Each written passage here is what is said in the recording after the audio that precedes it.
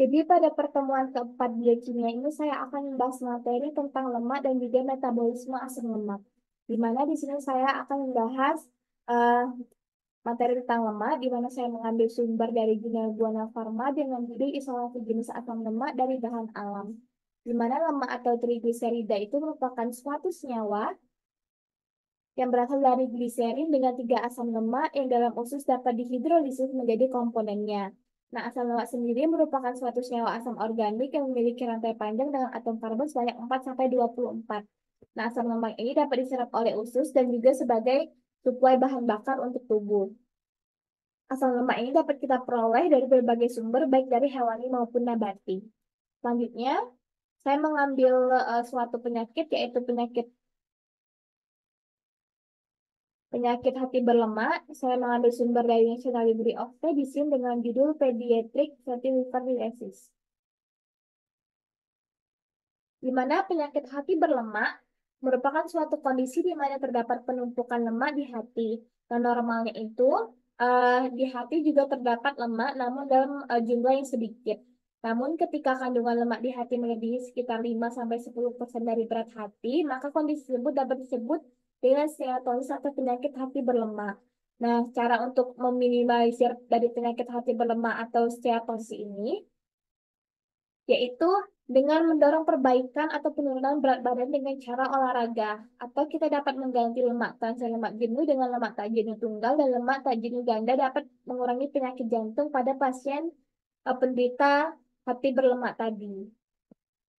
Selanjutnya saya juga mengambil sumber dari National Library of Medicine dengan judul Fatty Liver.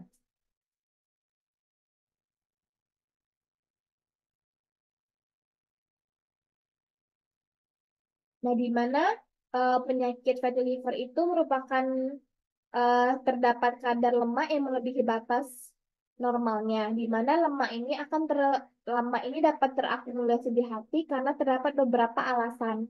Nah, di mana yang paling umumnya itu terdapat peningkatan pengiriman asam lemak bebas ke hati, peningkatan sintesis asam lemak di hati, penurunan oksidasi, dan juga penurunan sintesis atau sekresi lipoprotein yang berdensitas sangat rendah.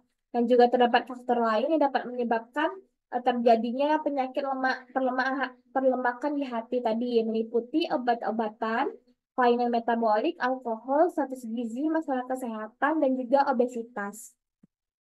Nah, selanjutnya ini terdapat proses metabolisme yang terjadi pada seseorang dengan penyakit lemak di hati tadi. Nah, saya mengambil sumber dari National Library of Medicine dengan judul Metabolic Associated Fatty Liver Disease and Lipoprotein Metabolism. Nah, di mana penyakit steatosis hati atau hati berlemak pada MASLD atau Metabolic Associated Fatty Liver Disease dapat dipicu oleh sintesis trigliserida hati yang berlebihan dengan menggunakan asam lemak yang berasal dari jaringan adiposa putih, lipogenesis de novo, dan juga sel lipoprotein yang kaya akan trigliserida yang dapat diindositosis. Nah, sebagai akibat dari adanya kandungan lemak atau lipid dalam hati yang tinggi tadi, terjadilah sekresi very low density lipoprotein atau sekresi lipoprotein yang sangat rendah yang akan meningkat, yang dapat merupakan penyebab utama dari dislipidemia yang kompleks yang khas untuk subjek dengan seseorang dengan penyakit uh, hati berlemak tadi.